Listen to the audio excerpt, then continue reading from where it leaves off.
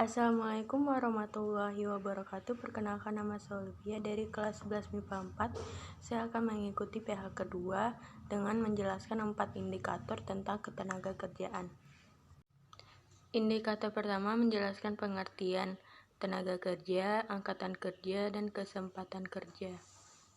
Menurut Undang-Undang Nomor 13 Tahun 2003 tentang Ketenagakerjaan Bab 1 Pasal 1 Ayat 2 menjelaskan bahwa tenaga kerja adalah setiap orang yang mampu melakukan pekerjaan guna menghasilkan barang atau jasa, baik untuk memenuhi kebutuhan sendiri maupun untuk masyarakat. Angkatan kerja. Angkatan kerja adalah tenaga kerja yang siap, mampu, dan berkeinginan atau bersedia untuk bekerja jika terdapat kesempatan kerja, baik yang sudah mendapat pekerjaan maupun yang sedang mencari pekerjaan.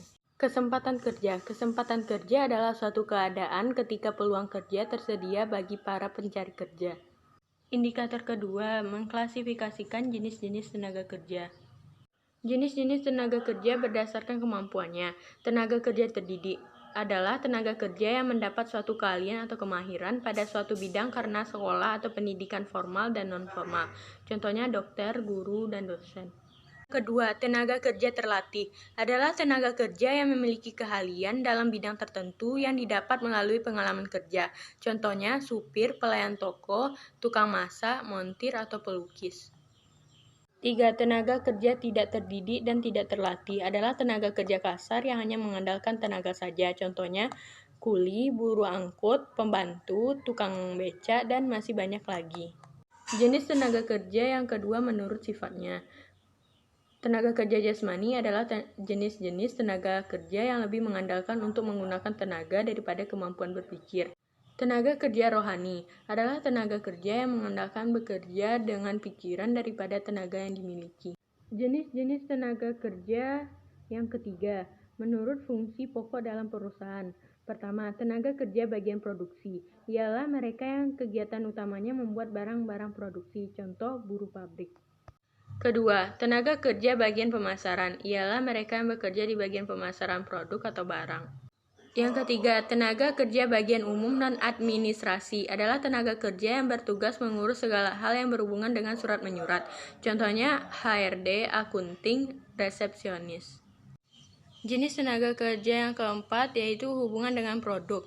Pertama, tenaga kerja langsung, yaitu tenaga kerja di pabrik secara langsung terlibat pada proses produksi dan biayanya dikaitkan pada biaya produksi atau barang yang dihasilkan. Yang kedua, tenaga kerja tidak langsung, yaitu tenaga kerja di pabrik yang tidak terlibat langsung pada proses produksi.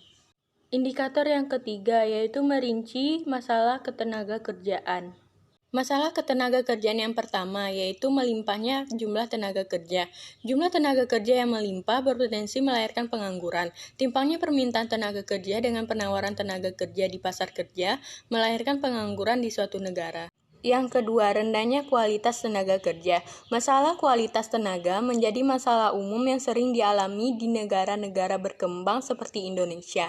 Rendahnya kualitas tenaga kerja menjadikan tenaga kerja tersebut tidak dapat bersaing dengan tenaga kerja dari negara lain sehingga melahirkan pengangguran.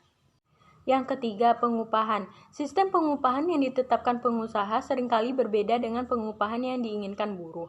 Hal ini tidak jarang menjadi potensi masalah yang membutuhkan peran serta pemerintah. Dewan Pengupahan sebagai lembaga tripatrit, 3 pihak yakni pengusaha, buruh, dan pemerintah, menjadi lembaga yang diharapkan dapat memberikan solusi dalam membantu menyelesaikan masalah pengupahan. Yang keempat, kesehatan dan keselamatan kerja. Kesehatan dan keselamatan kerja merupakan hal yang harus diperhatikan pihak pemberi kerja dan penerima kerja. Dalam praktiknya, masalah ketiga ini sering menjadi potensi konflik bagi pekerja dan pemberi kerja. Di Indonesia, lahirlah Badan Penyelenggara Jaminan Sosial atau BPJS, menjadi salah satu bagian dari upaya pemerintah dalam mengatasi masalah kesehatan dan keselamatan kerja. Kelima, outsourcing. Outsourcing adalah penggunaan tenaga kerja dari luar perusahaan sendiri untuk melaksanakan tugas atau pekerjaan tertentu yang spesifik. Hal yang sering menjadi permasalahan dalam outsourcing diantaranya terkait dengan hak dan kewajiban serta kelangsungan kerja atau kepastian kerja dari pekerja yang terlibat dalam outsourcing. Yang keenam, pemutusan hubungan kerja atau PHK. PHK merupakan kegiatan diputuskannya kontrak kerja oleh pemberi kerja secara sepihak selama masa kerja. Hal ini terjadi biasanya dikarenakan perusahaan tidak mampu lagi untuk memenuhi kewajibannya terhadap pekerja sebagai akibat menurunnya pendapatan perusahaan. Yang ketujuh, Tenaga Kerja Indonesia atau TKI. Permasalahan TKI yang sering menjadi masalah ketenagakerjaan diantaranya terkaitnya dengan rendahnya kompetensi atau kemampuan kerja TKI, pengupahan yang tidak sesuai dengan kontrak kerja, sampai dengan kasus pidana yang dilakukan majikan terhadap TKI.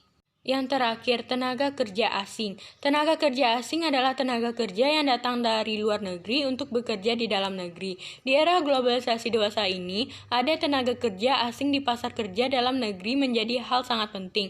Hal ini menambah persaingan bagi tenaga kerja dalam negeri di pasar tenaga kerja.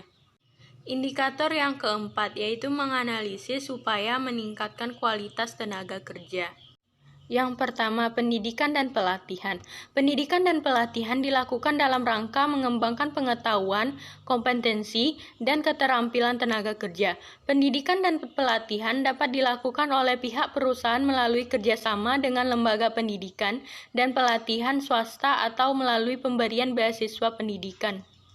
Yang kedua, magang. Magang ditunjukkan dalam rangka pengembangan kompetensi teknis dan transfer aplikasi teknologi.